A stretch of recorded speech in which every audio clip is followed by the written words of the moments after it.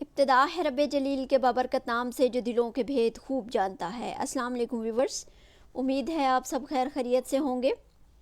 ملنا اور بچھڑنا زندگی کا حصہ ہے، لیکن بچھڑنے کے بعد ملنا زندگی کی امید کہلاتا ہے۔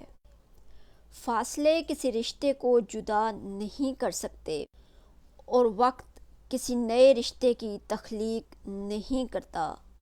اگر جذبات سچے ہوں تو رشتے ہمیشہ قائم رہتے ہیں۔ وقت کتنا بھی برا ہو گزر ہی جاتا ہے، لیکن رویے، لہجے اور الفاظ ہمیشہ یاد رہ جاتے ہیں۔ جہاں رہیے خوش رہیے، ہنستے مسکراتے رہیے۔